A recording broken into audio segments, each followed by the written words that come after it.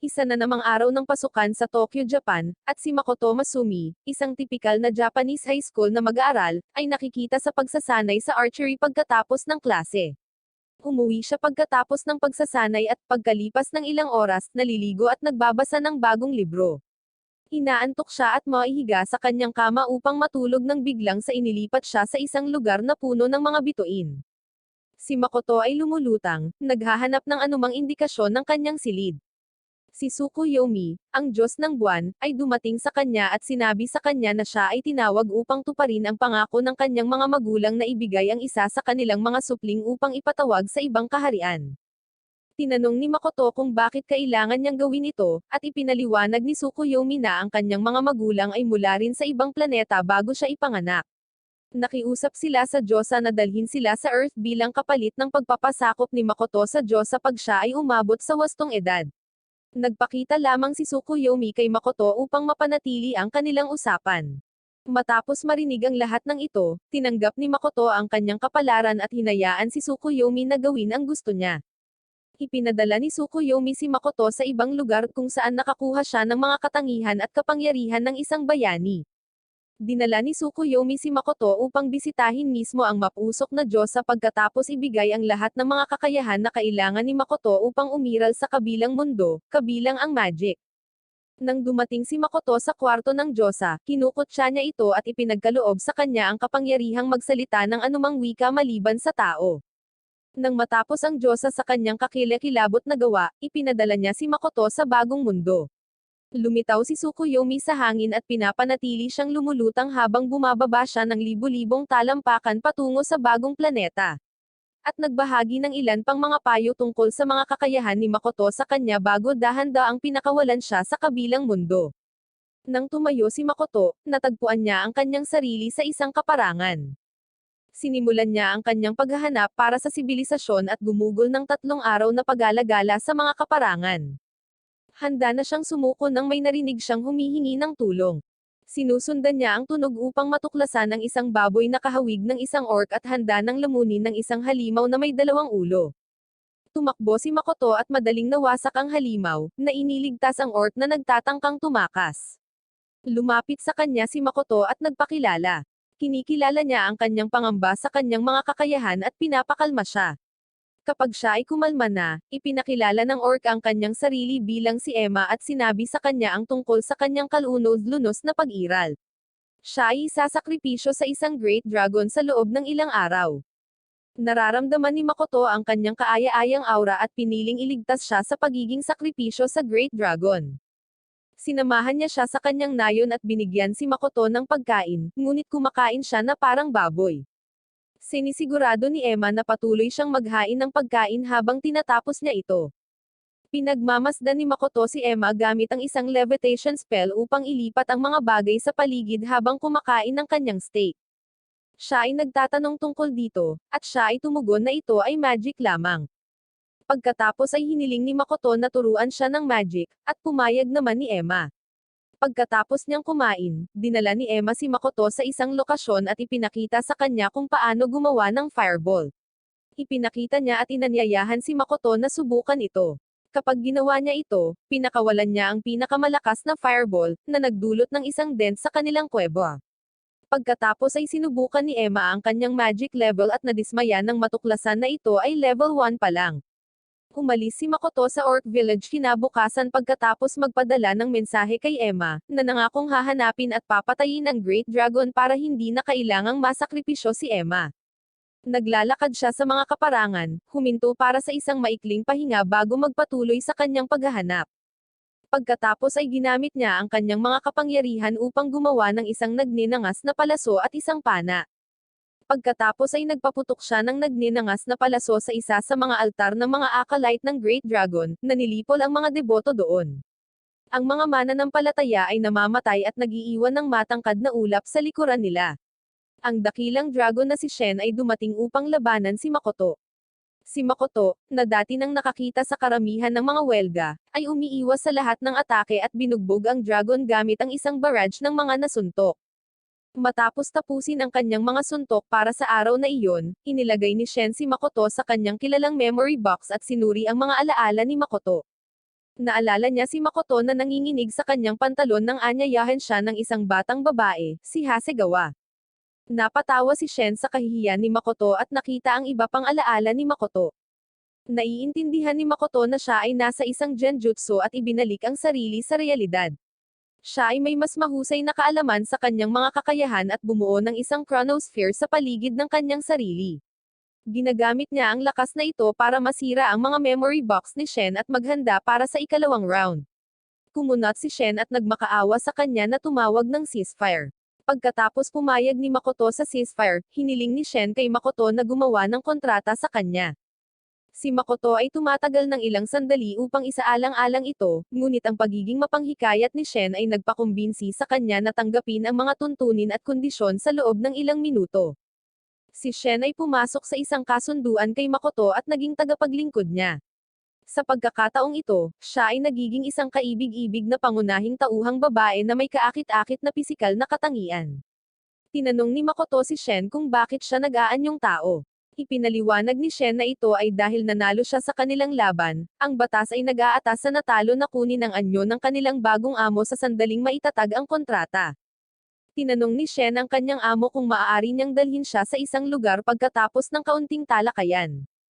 Ipinagkaloob ni Makoto ang kanyang pahintulot, at gumamit siya ng mist portal para dalhin silang dalawa sa isang demiplane. Nang pumasok sina Shen at Makoto sa demiplane, natarante sila dahil ang demiplane ay sadyang madilim at hindi kaakit-akit kumpara sa magandang evergreen na mundo. Lumalabas na ang dalawa ay kumain ng ilang persimmons at pinahahalagahan ang mga tanawin. Hinikayat ni Makoto si Shen na ibalik sila sa kaharian ng mga orc upang ituwid ang hindi pagkakaunawaan nila sa kanila pagkatapos nilang makita ang napakarilag na demiplane. Bumalik si Shen sa kaharian ng orc kasama si Makoto at nakita niya si Emma na tumatakbo palapit sa kanila. Siya ay tila nagmamadali upang ipaalam kay Makoto ang tungkol sa labanan sa dragon. Nanghihina siya sa tuwa nang malaman niyang natalo na niya ang dragon. Ang mga taga-nayon ay nag-organisa ng isang mahusay na pagdiriwang sa gabing iyon upang parangalan ang tagumpay ni Makoto laban kay Shen ang Great Dragon. Ipinakita si Shen na umiinom ng labis na dami ng ale habang nakikipag-usap sa isa sa mga orc. Sa isang punto sa kanilang pag-uusap, tinanong niya ang orc kung gusto nilang manirahan sa kanilang demiplane country. Inipon ng mga orc ang kanilang mga gamit at naghanda na umalis sa kanilang tinubuang bayan para sa magandang lupain sa demiplane kinaumagahan. Nagulat si Makoto nang malaman ang tungkol dito, at hinarap ang kanyang lingkod para sa hindi pagpapalam muna sa kanya sa pagdadala ng mga orc sa kanila. Si Shen, sa kabilang banda, ay naghiwalay ng sarili sa isa pang nakababatang fragment at nakipagdebate sa kay Makoto. Kinumbinsi niya si Makoto na tanggapin ang kasunduan sa tulong ng mga orc. Kapag ginawa niya, dadalhin niya ang lahat ng orc sa demiplane. Halos sa sandaling dumating sila, ang mga orc ay nagsimulang magtayo ng isa pang bayan ng orc sa teritoryo ng demiplane. Makalipas ang ilang araw, habang sinasanay ni Makoto ang kanyang mga magic powers, tiningnan ni Shen ang memorya ni Makoto para manood sa isang makasaysayang drama film. Nakita ni Makoto na labis siyang natuwa sa mga alaala niya at pinigilan siya. Isinasaalang-alang ni Shen ang kanyang mga pagpipilian ng mabuti at gumawa ng isang plano upang takutin ang kanyang master na payagan siyang makita ang mga kaganapan sa kanyang isipan. Pagkatapos niyang pumayag na manood siya at nainip siya, nagpa siyang lumabas at hanapin ang mga materyales na kakailanganin niya sa paggawa ng TV para makapanood siya ng mas madali. Sa labas lamang ng Orc Village, ang isang dwarf ay hinuhuli at sinalakay ng itim na catastrophe spider. Ngunit napakalayo ni Makoto sa kanyang kinaroroonan. Natuklasan ni Makoto ang dalawang orc na nagpupumilit na ibagsak ang isang malaking puno. Pumasok siya at hiniwa ang puno sa dalawa bago ibigay ito sa mga orc. Pagkatapos ay pinagaling niya ang isa sa mga sugat ng mga orc at ipinagpatuloy ang kanyang paglalakbay. Pagkatapos ay humanap si Makoto ng isang tahimik na lugar upang makapagpahinga sandali. Natuklasan niya ang kanyang dugo na pumapatak at walang kabuluhan ang pagtatangka na gamutin ang kanyang sarili. Pagkatapos ay lumitaw si Shen na may dalang isang dwarf na walang malay. Tinanong ni Makoto kung paano niya ito nakilala, at sumagot siya na inatake siya ng itim na gagamba. Pagkatapos, ang gagamba ay lumitaw pagkaraan ng ilang segundo at inaatake si Makoto. Ang phobia ni Makoto sa mga gagamba ay nagpapahina sa kanyang kakayahan sa pakikipaglaban, at siya ay tumatakas sa mga sapot ng gagamba. Kapag siya bumalik sa kanyang sarili, ginagamit niya ang kanyang mga kasanayan sa apoy upang maputol ang mga paa at ulo ng gagamba.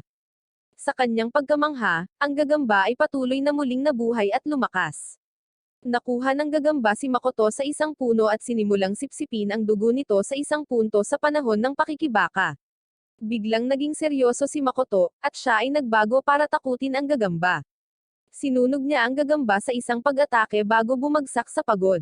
Gayunpaman, ang gagamba ay muling nabubuhay at niyayakap si Makoto. Lumitaw si Shen at kinuha ang kanyang master mula sa kanya, sa kabila ng katotohanan na si Makoto ay natutulog pa rin. Hinikayat niya ang gagamba na pumirma ng kasunduan kay Makoto. Ang gagamba ay bumalik sa hugis ng tao at sinusundan sila pauwi. Pagkalipas ng ilang oras, nagising si Makoto upang matuklasan ng isang malakas, kakaiba, at kaakit-akit na babae na nagpapakilala sa kanyang sarili bilang ang itim na gagamba. Namangha at natakot si Makoto nang makipag-deal si Shen sa isang itim na gagamba nang walang pahintulot niya. Makikita na muli ni Makoto ang kanyang tauhan kapag siya ay ganap na gising. Gayunpaman, lumilitaw ang dwarf na dati nilang iniligtas at kinilala ang kanyang sarili bilang Elder, isang dwarf na dalubhasa sa paglikha ng mga noble robe at mga banal na relic. Sinabi pa niya kay Makoto ang tungkol sa sumpa na inalis niya sa isang itim na gagamba. Nagsusumamo siya kay Makoto pagkatapos na maibalik siya sa kanyang dating anyo, na hinihiling sa kanya na payagan ang kanyang mga tao na tumira sa kanilang ari-arian sa demiplane. Nang si Makoto ay handa ng sumang-ayon ng walang mga paghihigpit, kumontra si Shen at ibinigay sa dwarf ang lahat ng mga kinakailangan para mamuhay sa demiplane. Walang pagtutol dito ang dwarf, kaya't siya ay nagtakdang bumalik sa kanyang bayan. Nakipagsapalaran si Makoto sa labas ng demiplane pagkatapos ng kumpletong paggaling upang maghanap ng mga tao. Sa araw na ito, walang saysay ang kanyang paghahanap, at ipinatawag siya ni Shen pabalik sa dimensyon ng demiplane. Nang bumalik si Shen at ang itim na gagamba, nakiusap sila kay Makoto na bigyan sila ng mga pangalan. Nagatubili na binigay ni Makoto kay Shen ang pangalang Tamoy. At sa itim na gagamba pinangalanan niyang Miyo. Parehong nagniningning sa tuwa ang dalawang babae sa mga pangalang binigay sa kanila ng kanilang master. Pagkatapos ay ipinakilala ni Makoto ang kanyang sarili sa mga papasok na residente ng demiplane bilang ang kanilang master. Ang kanyang dalawang tagapaglingkod ay bumoto upang piliin kung aling titulo ang pinakaangkop sa kanya. Nagsimulang magpakilala ang bawat kolonya matapos siyang piliin na pangalanan siyang Young Master. Nagsisimula ang mga dwarf sa pamamagitan ng pagpapakilala sa kanilang punong elder, na nagpapakilala sa kanyang sarili at ipinangako ang kanyang katapatan sa pamumuno ni Makoto. Lumilitaw ang mga butiki mula sa gilid ni Tamoy na pumasok sa demiplane. Sa wakas, inihayag ni Miyo kay Makoto ang kanyang angkan ng mga alchemanoid spider at pinilit silang makilala ang kanilang bagong master. Tinapos ni Makoto ang meet and greet pagkatapos ng tamang pagpapakilala, pagkatapos ay nagmamadaling bumaba sa entablado upang ipagpatuloy ang kanyang pangangaso para sa isang kolonya ng tao. Maswerte siya sa pagkakataong ito, dahil nakatagpo siya ng isang magandang babae sa gitna ng mga kaparangan. Lumapit ito sa kanya at sinubukang makipag-usap sa kanya. Ang babae naman ay may ibang napapansin at tumakas para sa kanyang buhay. Hinabol ni Makoto ang babae sa kanyang bayan, kung saan natuklasan niya ang isang grupo ng mga sundalo na handang paalisin siya. Sinubukan ni Makoto na makipag-usap sa kanila, ngunit dahil ginawa ng Diyosa na hindi siya makakonekta sa mga tao, hindi nila siya maintindihan. Nagmamadaling bumalik si Makoto sa demiplane, sinumpa ang Diyosa para sa kanyang kasawian. Bumalik sa demiplane, sinabi ni Emma at ng kanyang dalawa pang kampan kung bakit tila nakakatakot si Makoto sa mga tao kanina. Ipinaalam nila sa kanya ang tungkol sa mana shroud na pumapalibot sa kanyang katawan. Para sa mga tao, ginagawa nitong tila siya ay isang hari ng demonyo. Ginugugol ni Makoto ang susunod na ilang linggo, kung hindi man buwan, sa pag-aaral ng lahat ng kanyang makakaya tungkol sa wika ng tao at kahit na sinusubukang hikayatin ang dwarf na si Eldir na gawan siya ng singsing upang paghigpitan ang kanyang kapangyarihan. Ang unang singsing ay hindi gumagana. Gayunpaman, habang lumilipas ang panahon, ang dwarf craftsman ay bumuo ng isang singsing na may kakayahang sugpuin ang sapat na mana. Natututo rin si Makoto na ipakita ang karaniwang wika ng tao. Siya ay tuwang-tuwa habang siya at ang kanyang mga alipors ay umalis para sa human settlement kinabukasan. Pagdating ni Makoto at ng kanyang mga kasama sa Zetsuya, pumunta sila sa Adventurers Guild para magparehistro bilang adventurers. Iniisip ng attendant na kakaiba ang kanilang kasuotan at gumagawa ng mga hindi magandang komento tungkol sa kanila. Kasunod ng casual na pag-uusap, inilalarawan ng attendant ang mga antas ng lakas ng guild at ang kanilang kahalagahan. Tinatalakay din niya ang mga insentibo na makukuha nila pagkatapos makumplito ang kanilang mga tungkulin. Ang natitira na lang ay upang matukoy ang kanilang mga antas ng kapangyarihan. Parehong may mga antas ng kapangyarihan sina Tamoy at Miyo na higit sa 1,000. Si Makoto, sa kabilang banda, ay tumatanggap lamang ng isang antas ng kapangyarihan. Pagkatapos mag-enroll sa guild, pumunta si Makoto at ang kanyang mga alipin sa isang malapit na inn para mag-book ng kwarto para sa gabi. Pagkatapos manirahan sa kanilang tinutuluyan, bumalik si Makoto at ang kanyang mga kasama sa bayan upang kumain. Nang mapansin ni Makoto at ng kanyang mga alipors na sila ay sinusundan sa bayan, naghintay sila hanggang sa gabi upang akitin ang mga humahabol sa kanila at bigyan sila ng leksyon. Pagsapit ng gabi, nagbibihis sina Makoto at Miyu bilang dalawang lasing na magkasintahan para lokohin ang kanilang mga tagahanga. Gayunpaman, nagulat sila nang lumapit sa kanila ang isang batang walang tirahan at humingi ng tulong. Nagulat sina Makoto at Miyo nang masaksihan ang isang paslit na tumatakbo sa kalye. Galit na nagtanong si Miyo tungkol sa pinagmulan ng bata, ngunit pinagalitan siya ni Makoto at nilapitan ang sanggol. Ang batang babae, na tinatawag na Rinan, ay nagpaalam kay Makoto na siya ay nasa isang paglalakbay. Siya ay humihikbi at niyakap si Makoto kapag tinanong tungkol sa paghahanap. Pagkatapos ay nagpasya si Makoto na ibalik ang babae sa demiplane, nang hindi alam na sila ay pinapanood mula sa likod ng isang sulok. Dinala ni Makoto si Rinan sa kanyang silid sa inn at natuklasan na ang batang babae ay nakikipagtulungan sa isang crime boss sa kanilang bayan ng Zetsuya upang palayain ang kanyang inagaw na kapatid na babae at marahil ay bumalik sa kanilang tahanan. Sa oras na iyon, dumating si Tamoy sa isang grupo ng mga magnanakaw na nagtatangkang nakawin ang kanilang bagon. Hinabol niya sila at pinatay ang lahat maliban sa isa, na nahuli niya at inihatid sa kanyang Panginoon. Si Tamoy ay pinarusahan ni Makoto dahil sa pagpatay sa lahat ng nagkasala at nasentensyahan ng 1 oras na aralin sa kanya. Pinutol ni Rinan ang kanilang chat at humiling ng pagkain. Hinalok siya ni Makoto ng pagkain ni Tamoy at ipinakita sa kanya ang drawing ng kapatid ni Rinan. Nag-iba ang ugali ni Makoto matapos masaksihan kung gaano kahalintulad ang kapatid ni Rinan sa kanyang totoong buhay na kasintahan. Galing si Miyo sa kanyang paglalakbay mamaya ng gabing iyon upang matuklasan ang kanyang may-ari at si Tamoy na sumilip sa alaala ng kriminal na pinigil ni Tamoy kanina. Ipinadala ni Makoto ang kanyang mga alipin upang tumagos sa kulungan at palayain ang kapatid na babae ni Rinan matapos malaman ang eksaktong lokasyon nito. Una silang nag-aalanga na sundin ang mga tagubilin, ngunit pagkatapos na masaksihan ang mataimtim na mukha ng kanilang Panginoon, mabilis silang sumunod sa kanyang mga kahilingan. Patuloy niyang iniisip kung ang kapatid ni Rinan ay isang doppelganger pagkatapos nilang umalis. Pinag-usapan ni Miyo at Tamoy ang mga alaala ng kanilang Panginoon sa kanilang paglalakbay sa kulungan.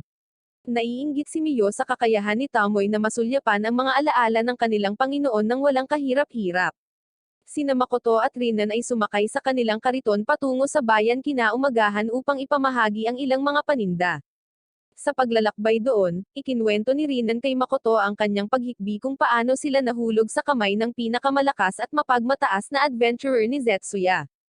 Inihayag ni Towa, kapatid ni Rinan, ang dahilan ng kanyang pakikipaglaban. Ayon sa kanyang salaysay, pumasok siya sa mga kaparangan at nagdala ng kasawian sa kanyang sarili at sa kanyang kapatid na babae lamang upang maibalik ang dignidad ng kanyang pamilya. Dumating sa kanya sina Tamoy at Miyo nang malapit na siyang mawala ng malay at palabasin siya sa kulungan na kinaroroonan niya. Gusto nilang ipuslit si Towa palabas ng kulungan, ngunit nahuli sila ni Mills Ace, ang pinakamakapangyarihang adventurer. Napansin ni Rinan ang isa sa mga goons ni Mills Ace habang nakasakay sa bayan. Iniwan niya ang kanyang biyahe at dumulas sa isang eskinita upang salubungin siya. Ginagamit ni Makoto ang kanyang location magic para hanapin siya at makinig sa kanyang chat. Sa kabila ng mabuting kalooban ni Makoto, lumalabas na gusto ng amo na magnakaw siya sa kanya. Tinanong ni Rinan kung may isa pang pagpipilian, ngunit ipinaalam sa kanya ng amo na wala siya. Ang alipors ay bumalik sa kanyang amo, si Mills Ace. Dumating siya sa Mills Ace sa pakikipaglaban kina Tomoy at Mio at kinilala sila bilang mga adventurer na lumampas sa level 1000. Ngumisi si Mills Ace at inanyayahan silang sumali sa kanyang squad, ngunit tinanggihan lamang. Ininsulto ni Mills Ace si Makoto, na ikinagalit ng mga babae. Naglunsad sila ng napakalaking mahiwagang pag-atake sa kanya, ngunit pinalihis niya ito gamit ang kanyang mahiwagang hadlang. Ang mga babae ay sineseryoso ito kasama ang mga batang lalaki at pinupukpok silang lahat sa limot.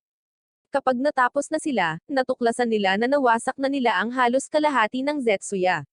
Sa halip na pag-isipan ang kanilang pag-uugali, ang mga babae ay nakipag-away sa isa pang pag-aaway at nagpasya na ilabas ang kanilang galit sa iba pang komunidad. Nagtutulungan sina Mio at Tomoy upang sirain ang buong bayan ng Zetsuya. Mabilis na nakasama muli ni Rinan ang kanyang kapatid, salamat kay Makoto at sa kanyang dalawang tagapaglingkod. Pinarusahan ni Makoto ang kanyang mga alipin dahil sa pagsira sa lungsod matapos patulugin ang magkapatid. Banitali niya ang mga ito at ibinalik sa demiplane. Iniwan ni Makoto ang nasirang Zetsuya para sa isang base militar pagkatapos matutunan ng kanyang mga alipors ang kanilang leksyon. Doon, napansin niya ang isang sundalo na nagpapaalam sa receptionist tungkol sa nangyari kay Zetsuya. Nanatiling pipi si Makoto habang nakikinig sa sinabi ng sundalo sa receptionist tungkol sa mga nilalang na sumalakay at sum-iris sa lungsod. Pagkatapos ay isiniwalat ni Makoto na pinakialaman niya ang memorya ng lahat sa Zetsuya, na naging dahilan upang makalimutan nila ang tunay na nangyari noong araw na iyon. Kapag natapos na ng sundalo ang kanyang salaysay, ipinaalam niya sa receptionist na iniligtas ni Tomoy at Mio ang lungsod gamit ang kanilang level 1000 na kakayahan. Pumasok si Makoto at ipinakita sa kanya ang ebidensya, pagkatapos ay nilapitan si Tomoy at pinarusahan siya. Hinatulan siya ni Makoto ng maraming araw sa isang night air entry mission. Walang muwang si Tomoy na sumusunod sa utos ng kanyang Panginoon at nagsimulang tuklasin ang kanyang landas, dala ng pangangailangang paunlarin ang kanyang mga talento. Si Mio naman ay nakahinga lang ng maluwag sa pag-iisa sa kanyang amo.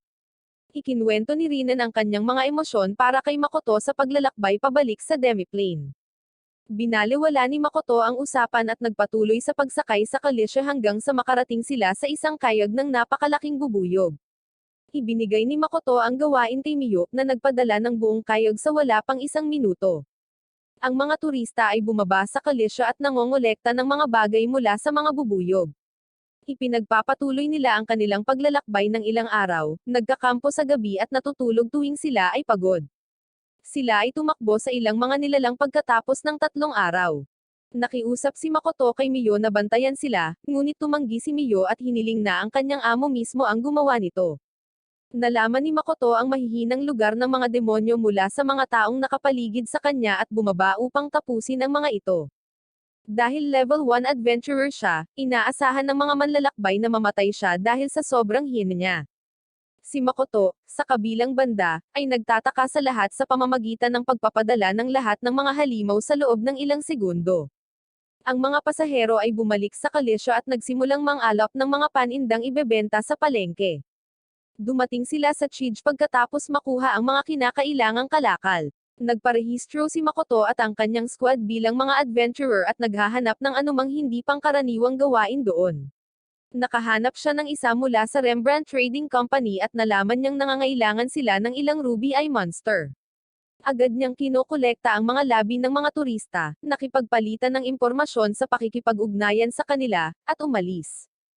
Bumalik si Makoto sa inn ng gabing iyon at sumama sa kanyang mga kamag-anak sa tindahan ng butcher para sa ilang masarap na karne. Sinubukan ni Makoto ang laman at natuklasan na ito ay talagang masarap. Kumakain siya ng inihaw na parang caveman at nakilala ang iba pang mga pasahero na kanyang nakipagsanib puwersa.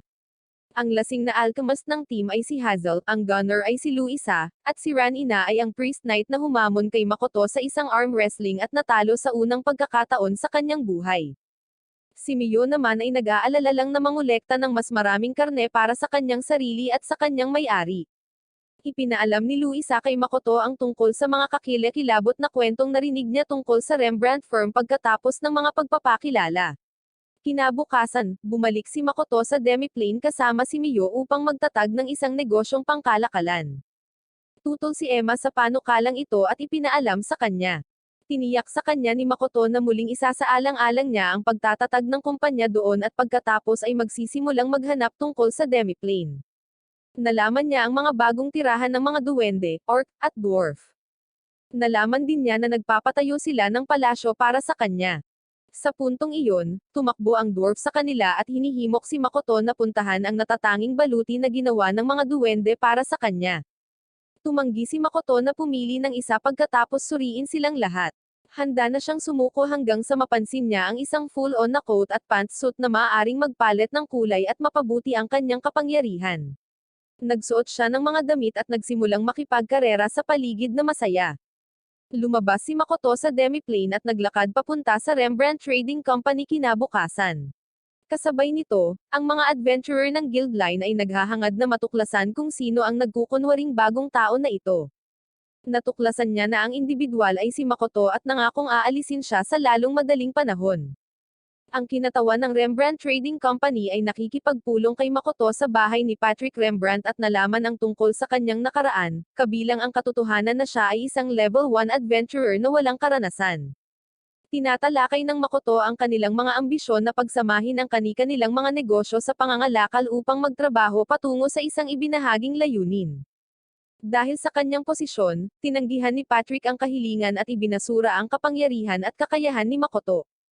Si Patrick, sa kabilang banda, ay nabigla sa kanyang buhay nang bunutin ni Makoto ang mga labi ng Ruby Eye Monsters at ihatid sa kanya. Agad niyang binago ang kanyang isip tungkol kay Makoto at sinabi sa kanya kung bakit kailangan niya ang mga eyeballs. Gusto niyang gumawa ng ambrosia, isang pambihirang gamot na gawa sa ruby eyes para pagalingin ang sinumpaang kondisyon ng kanyang asawa at anak. Nag-aalok si Makoto na tumulong at sinabi pa niyang may kilala siyang alchemy master na makakatulong sa kanila. Pagkatapos ay ipinatawag niya ang mga karagdagang ruby eye monsters na nanalo sa pag-aproba ni Patrick. Pinirmahan ni Patrick ang resibo at ibinalik siya sa guild nang may pahintulot niya. Bumalik sa guild, natuklasan ni Makoto na kailangan niyang pumasa sa 2 pagsusulit upang makasali. Minamaliit ng receptionist ang kanyang katalinuhan at binibigyan siya ng murang libro na babasahin bago ang pagsusulit. Binasa ni Makoto ang aklat at natuklasan na ang mga tanong ay angkop para sa ika-8 baitang sa aktwal na mundo. Nagbabayad siya para sa pagsusulit at kinukuha ito doon at pagkatapos. Siya ay pumasa sa pagsusulit na labis na ikinagulat ng lahat.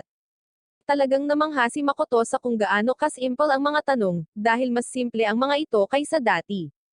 Ang instruktor ay nagnanais na gawing mas mahirap ang kanyang susunod na pagsusulit. Nagbasa siya ng ilang linya para sagutin ni Makoto.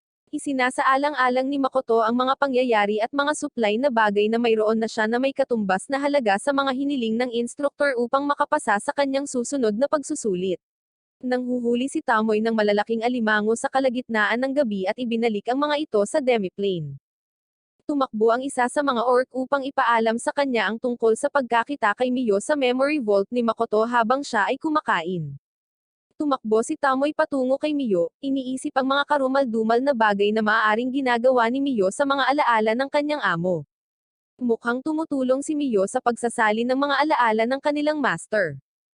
Nagdedebate sina Tamoy at Miyo tungkol sa mga alaala ng kanilang master at kung paano sila magpapalipas ng oras na mag-isa kasama siya. Samantala, makikita si Makoto sa isang restaurant na nagdedebate kung aling inumin ang orderan. Narinig niya ang 2 adventurer na nag-uusap tungkol sa isang dambuhalang alimango na pinabagsak ng isang tao kanina pagkatapos magpas siya sa kanyang order. Nang dumating si Makoto sa vault, nadiskubre niya sina Tamoy at Miyo na nagtatalo sa isa sa kanyang mga alaala. Nalaman ni Makoto kung ano ang nangyayari mula sa isa sa mga orc doon at inalis sila sa labanan. Sinabi niya sa kanila na panatilihing mahina ang kanilang mga boses at pagkatapos ay nakikinig sa magkabilang panig ng dilema. Nang matapos niyang pag-aralan ang senaryo, natuklasan niya na nag-aaway sila sa isang mapurol na anime na nakita niya sa totoong mundo. Bahagya siyang napabuntong hininga at pagkatapos ay inatasan si Tamoy sa isa pang nakakapagod na aralin kasama niya. Si Makoto at ang mga babae ay bumalik sa inn upang ipagpatuloy ang kanilang gawain. Bago matulog, pinag-uusapan nila ang negosyo ni Rembrandt. Si Makoto ay nakakuha ng telegrama mula kay Hazel, ang alchemist, na humihiling sa kanya na tumulong sa paglikha ng gamot na ambrosia. Nagsisimula siyang magtrabaho kasama si Hazel kinaumagahan.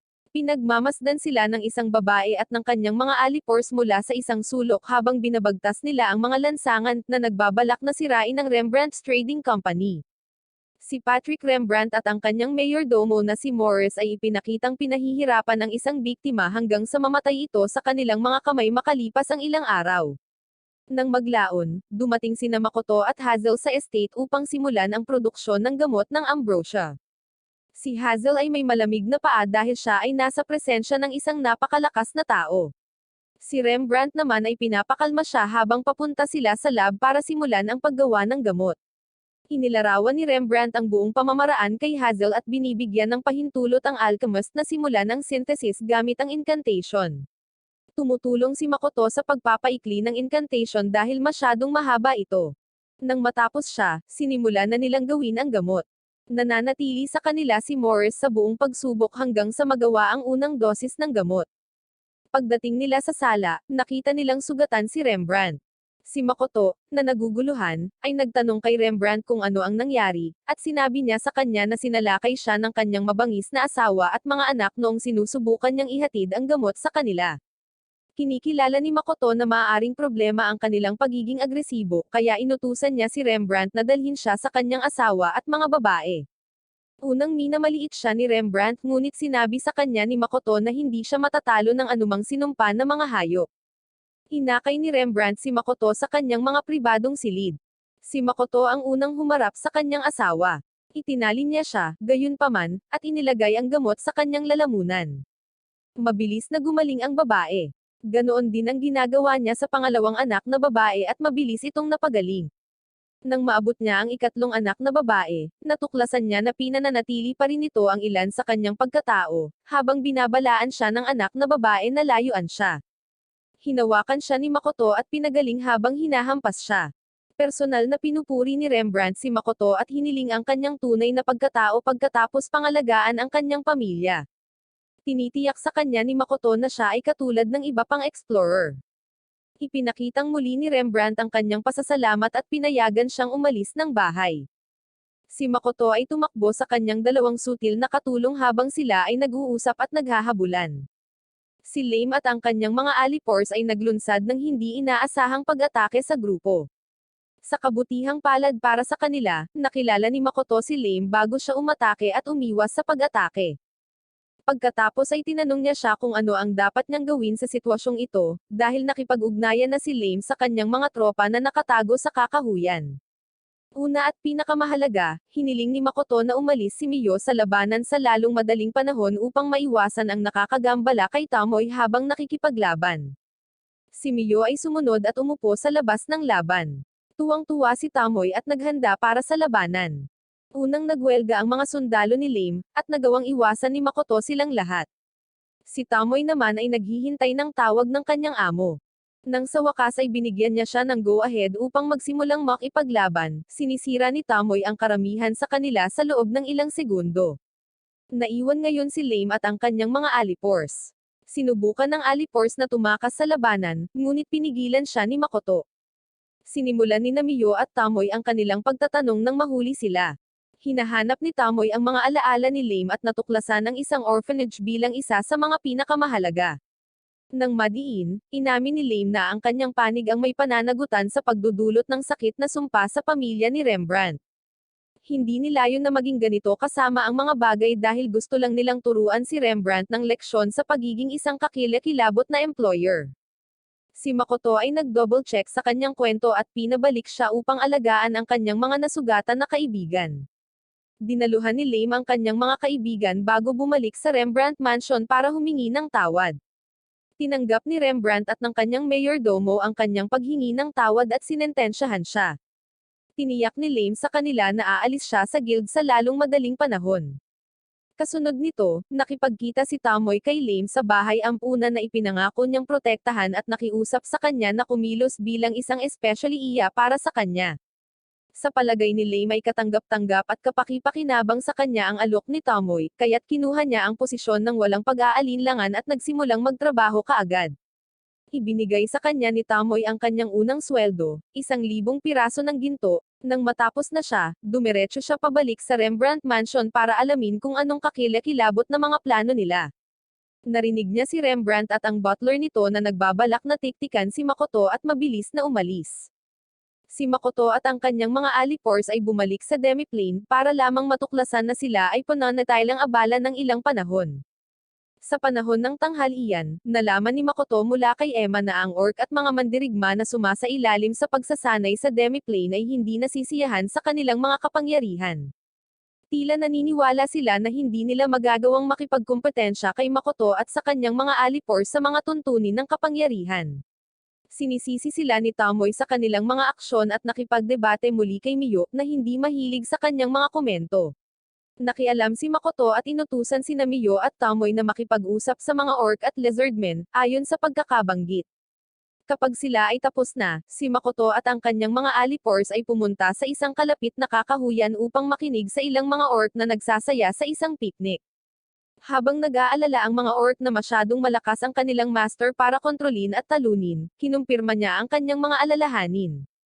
Naalala ni Makoto ang kanyang huling pakikipagtagpo sa mga orc at naalala niya na talagang nagpigil siya sa ganap na paglipol sa kanila. Iniwan niya ang mga orc at nahanap si Miyo sa unang pagkakataon na kumakain ng kamatis. Nang maglaon, sumama sa kanila si Tamoy at in-update si Makoto sa pakikipag-usap niya sa mga butiki.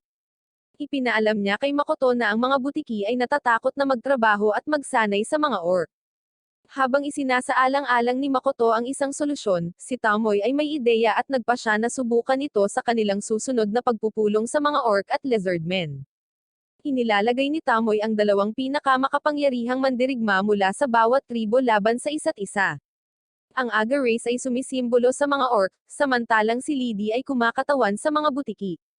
Nanalo si Aga race sa laban mula simula hanggang matapos. Pinagmamasdan ni Makoto ang buong salungatan na lumaganap sa harap niya, walang ekspresyon. Ang lahat ay bahagi ng plano ni Makoto.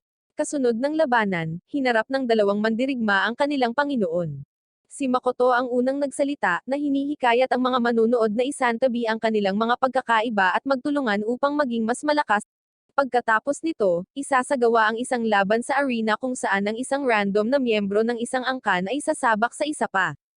Dapat itong mag-udyok sa kanila na makipagtulungan at tukuyin ang kanilang sariling mga lakas upang sila ay mamarkahan. Si Makoto ay tinawag na magbigay ng kanyang huling talumpati pagkatapos niyang matapos ang kanyang talumpati. Tinapos niya ang pulong sa pamamagitan ng pagsasabi ng ilang salita. Si Makoto at ang kanyang mga alipors ay bumalik sa Adventurers Guild at nagpas siyang magrehistro doon. Matapos malaman ang tungkol sa kakayahan ng mga alipors ni Makoto, nagulat ang receptionist. Hinihiling niya na turuan nila ang kanilang mga baguhan samantala dahil kulang sila sa mga tao. Pumayag si Makoto na tumulong at nakiusap kay Tamoy na gawin ito sa ngalan niya. Sumang-ayon si Tamoy na tulungan siya at nagsimulang magtrabaho. Nakilala niya ang mga miyembro ng squad na hiniling sa kanya ng kanyang master na magsanay at iniisip kung gaano kapanapanabik ang mga bagay para sa kanila. Inilagay niya ang mga ito sa mahihirap na pagsasanay at pagkatapos ay pinipilit silang labanan ang ilang napakalalaki at nakakatakot na gorilyo sa pagtatapos ng araw. Ang grupo ay humihiling ng pahinga upang makipag-usap sa kanilang tagapagsanay.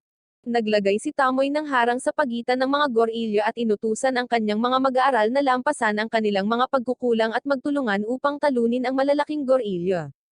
Lalong nanlumo ang mga tripulante, ngunit nagpa siya si Tamoy na gumawa ng paraan upang talunin ang mga gorilyo.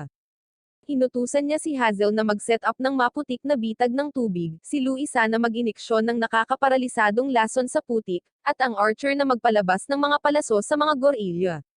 Ang pamamaraang ito ay medyo matagumpay, dahil pinapayagan silang talunin ang lahat ng mga gorilyo. Sa kabila nito, isa pang gorilya ang nananatili, ngunit hindi nagtagal ay nalagutan ng hininga si Tamoy at napatay ito.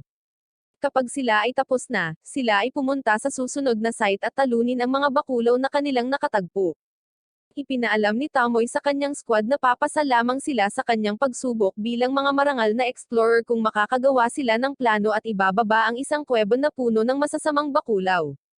Ang mga trainees ay natigilan sa susunod na araw habang iniisip nila ang kanilang susunod na aksyon. Kinabukasan, lumabas sila para tumuklas ng langga ng bakulaw. Bumalik sila pagkaraan ng ilang oras na may dalang bag na puno ng mga buntot ng bakulaw. Ang buong guild ay nabigla dahil ang mga baguhan ay naging mga alamat sa isang araw. Inatasan ni Makoto si Miyo na hanapin ang mga bulaklak ni Ambroy sa mapanganib na kagubatan ng Tinarak habang itinatag niya ang kanilang bagong trading company. Tinanggap ni Miyo ang posisyon at sinimulan ang kanyang paghahanap. Nilapitan ni Makoto si Rembrandt at hiniling na umupo siya ng ilang espasyo sa kanyang ari-arian upang maitayo ang kanyang tindahan. Alam ni Rembrandt na balak siyang tiktikan ni Makoto, ngunit sinusubukan pa rin niyang bigyan siya ng trabaho sa kanyang negosyo. Bumalik si Makoto sa demiplane pagkatapos ng appointment niya kay Rembrandt at ikinwento ang pakikipagtagpo niya kay Rembrandt kasama ng kanyang mga alipor sa tanghalian. Ipinaalam umano sa kanya ni Rembrandt ang tungkol sa isang neutral na lungsod kung saan maaari niyang buksan ang kanyang negosyo nang hindi nababahala tungkol sa mga patakaran. Pinangunahan ni Miyo ang isang grupo ng mga adventurer sa Tinarak Forest. Wala silang kamalay-malay na sila ay binabantayan habang sila ay gumagalaw sa mapanganib na gubat. Ang dalawang individual na nagmamasid kay Miyo at sa kanyang grupo ay nagpahayag ng kanilang sarili. Patuloy nilang sinusundan si Miyo at ang kanyang koponan sa sandaling umalis sila, umaasang maabyutan sila mamaya.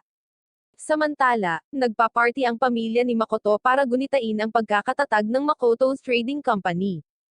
Si Makoto ay naghahatid ng isang talumpati sa panahon ng party, na nagsisimula sa kasiyahan.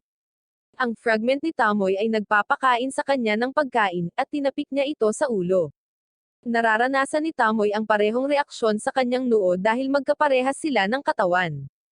Pinagmamasdan ito ni Miyo at nainggit sa kanilang dalawa. Sinubukan niyang kaladkarin ang kanyang master palayo kay Tamoy, ngunit pumasok si Tamoy at hinayla siya palayo. May pagkakataon si Makoto na makipag-usap sa isang duwende na maaaring manatili sa kanyang binagong kondisyon sa loob ng mahabang panahon. Pinasasalamatan niya ang kanilang master para sa kanyang mabuting pakikitungo at nag-aalok sa kanya ng isang mabilis na update sa sitwasyon bago umalis. Nang wala na siya, nakipagkita sa kanyang master si Lidi, ang lalaking butiki na nakipaglaban kanina sa arena. Bago umalis, ipinaalam niya sa kanya ang tungkol sa kanyang pag-unlad sa pagsasanay. Tinapos ni Makoto ang sesyon ng meet and greet bago marinig mula sa mga dwarf. Ipinaalam ni Eld, isa sa pinakamatandang dwarf, sa kanyang amo ang tungkol sa mga kakaibang armas na narinig niyang ginawa ng mga tao.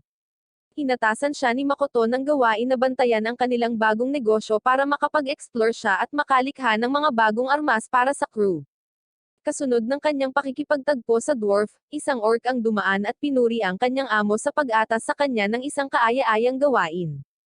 Pinag-uusapan ni Miyo at Tamoy ang kanilang young master, na hinihikayat ang isa't isa na maging mabait sa kanya. Nag-aalala sila kapag nakikita nilang malapit ang kanilang amo.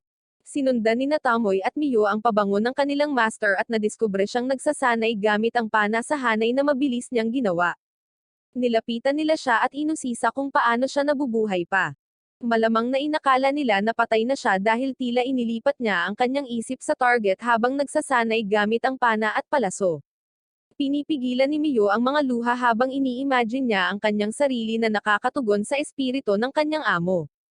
Si Tamoy naman ay nag-aaral ng mana ni Makoto at pinupuri ang kanyang pag-unlad ng mana.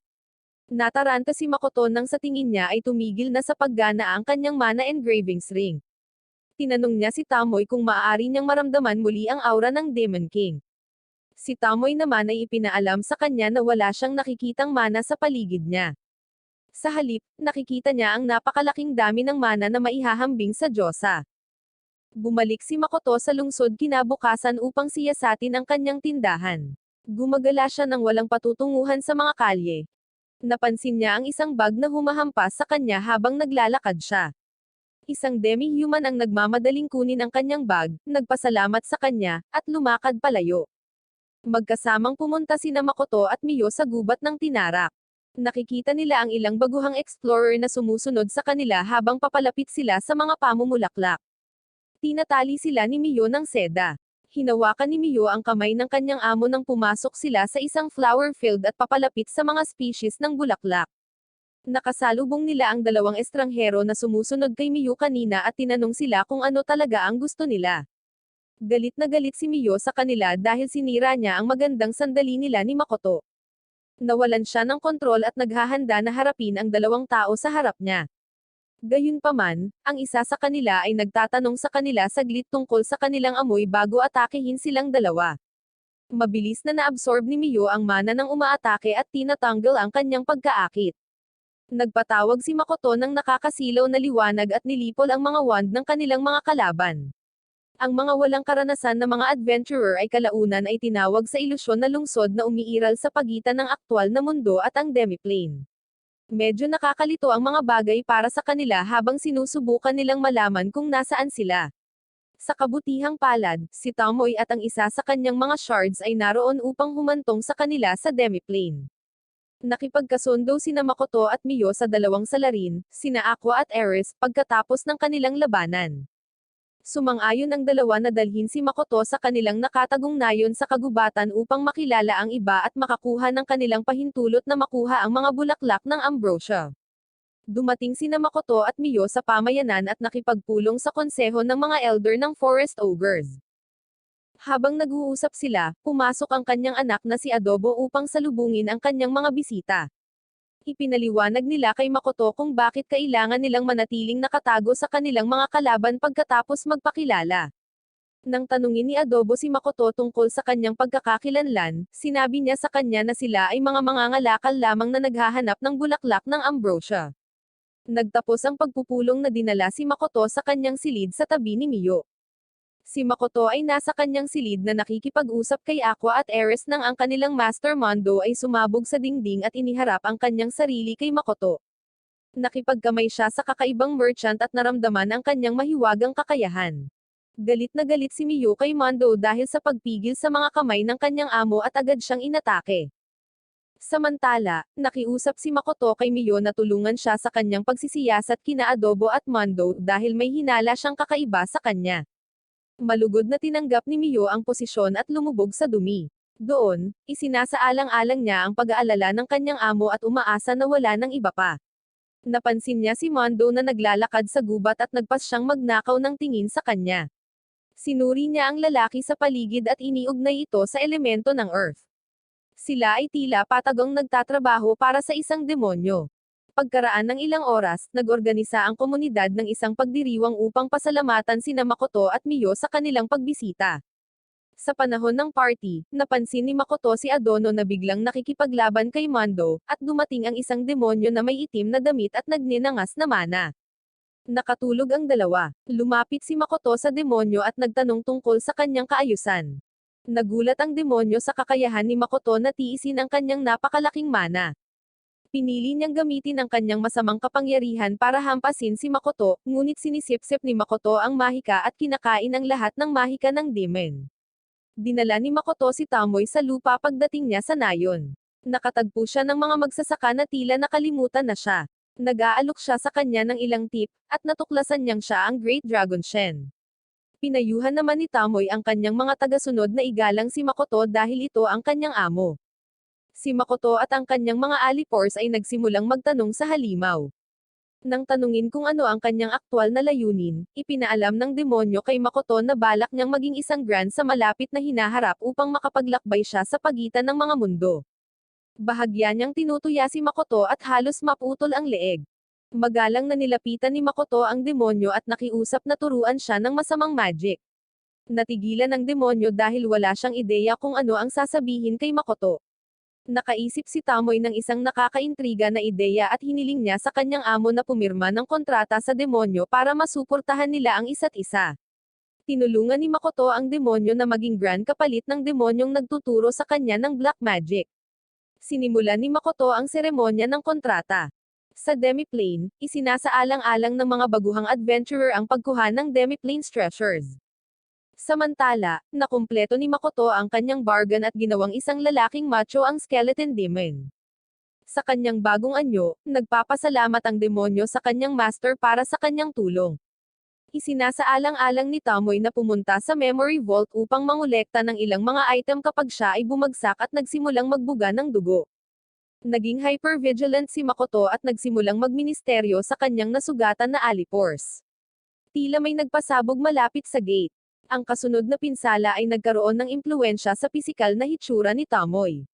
Matapos masiguro ang kanyang pangangalaga, sina Makoto at Shaki, ang dating demonyo at ang kanyang pinakahuling alipors, ay tumuloy sa lugar ng pagsabog upang mag-imbestiga.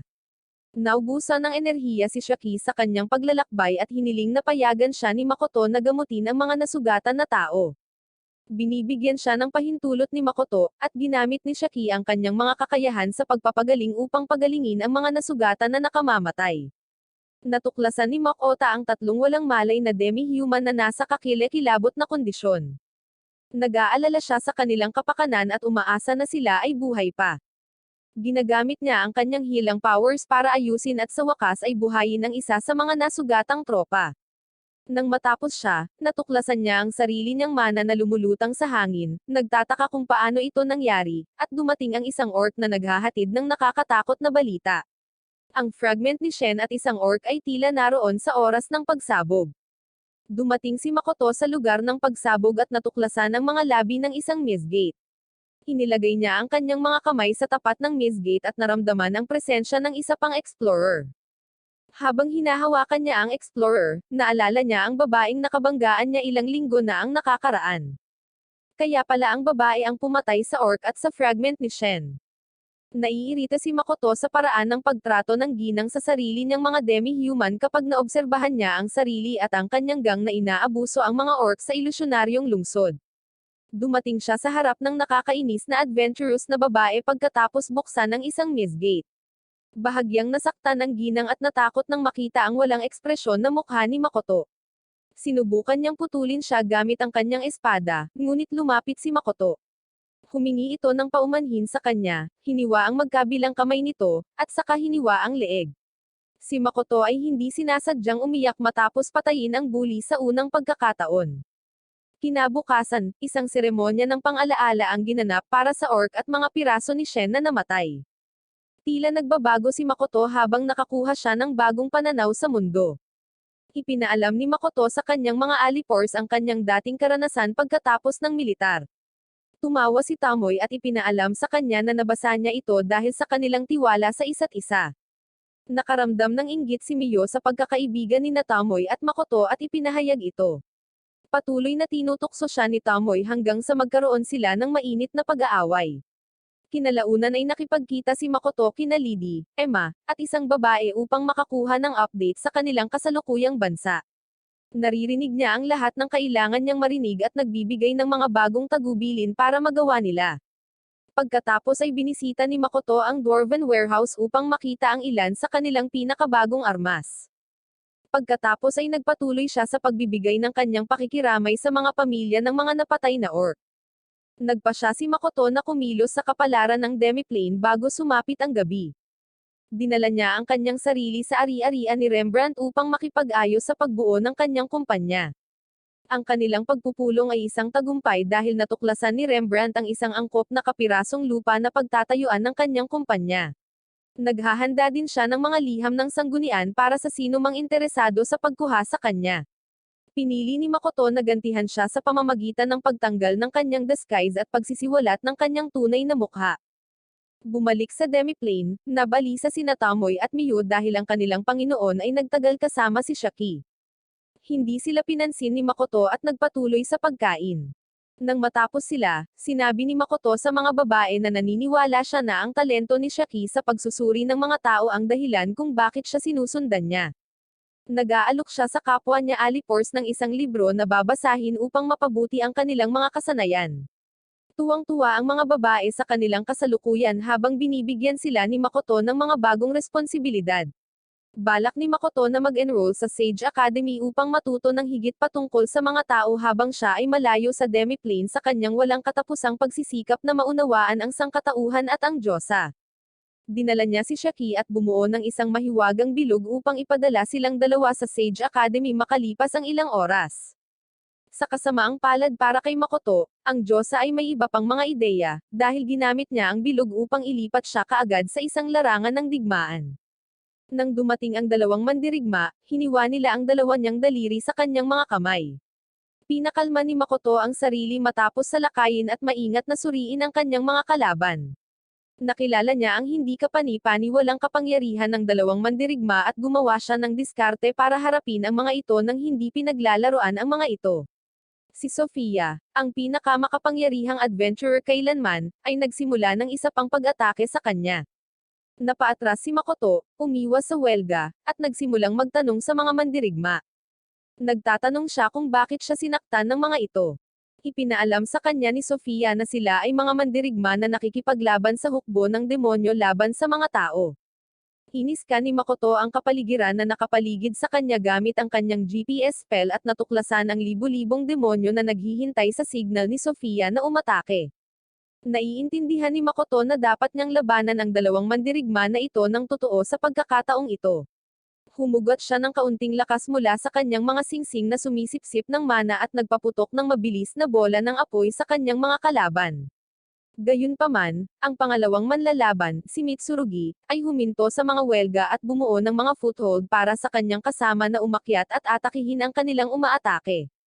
Iniiwasan ni Makoto ang isa pang pag-atake at hinarap ang kanyang mga kalaban, sa paniniwalang sa wakas ay tinanggal na nila ang proteksyon ng Diyosa mula sa kanilang kalaban. Naghanda si Sofia na magpakawalan ng isa pang pag-atake, ngunit ipinaalam sa kanya ni Makoto na wala siyang koneksyon sa Diyosa. Tinanong niya ang kanilang mga pagkakakilanlan at nalaman na sila ang ilan sa mga pinakamakapangyarihang explorer na nakita sa mundo ng mga tao. Kasunod ng mga pagpapakilala, natuklasan ni Sofia at ng kanyang kasama na si Makoto ay isang karaniwang negosyante sa kanyang opinyon. Si Makoto ay naiinip sa pakikibaka at tinanggal ang ilan sa kanyang mga singsing. Gumagawa siya ng isang mabangis na pana at palaso at pinaputok ito sa kanyang mga kalaban. Sina Sofia at Mitsurugi ay parehong naapektuhan ng putok bago sila nakabawi. Si Makoto ay umatake ng isa pang arrow, sa pagkakataong ito ay may temang tubig. Pinalihis ni Sofia ang putok at lumipat sa likod ni Makoto sa pag-asang laslasin siya ng kanyang mabigat na espada. Pagdating ni Makoto, ninakaw niya ang isa sa mga natatanging sandata ng dwarf at hiniwa ang kanyang talem sa dalawa. Kumapit si Sofia kay Makoto, binuhat siya sa hangin, at pagkatapos ay hinayaan siyang mahulog sa mga icicle na inilagay nila para tumusok sa kanya. Ginulat siya ni Makoto sa pamamagitan ng pagsira sa buong tanawin. Nakatakas sina Sofia at Mitsurugi sa pag-atake sa pamamagitan ng pagtanggal ng lahat ng kanyang singsing, ngunit halos nawala ang lahat ng kanilang mga kasuotan sa proseso. Mabilis na nahimatay si Makoto, nagising lamang sa demiplane kasama ang kanyang mga alipors makalipas ang ilang araw. Samantala, nakatanggap si Rembrandt ng sulat mula sa isa sa kanyang mga espesyaliya na nagdedetalye sa nakaraang kaganapan sa larangan ng digmaan. Bumalik si Makoto sa kanyang kasuotan at nakipagpulong sa lahat ng kanyang mga nasasakupan upang magplano ng kanilang susunod na hakbang. Pinananatili niya ang kanyang pangako na maglakbay kasama si Shaki habang pinag-aaralan ang mga pangunahing kaalaman ng mahika upang siya ay maging mas mahusay sa susunod na panahon. Patuloy na nagprotesta sina Miyo at Tamoy tungkol sa pagiging mag-isa upang alagaan ang demiplane. Habang wala siya, sinabi ni Makoto sa mga babae na sila ang kanyang mga trump card at ang tanging maaasahan niya. Hinayos ni Makoto ang kanyang mga hindi pagkakaunawaan sa mga babae at naghanda na pumunta sa Sage Academy. Tiyaking mag-subscribe at i-on ang notification bell para sa higit pang mga video na tulad nito. Salamat sa panunood.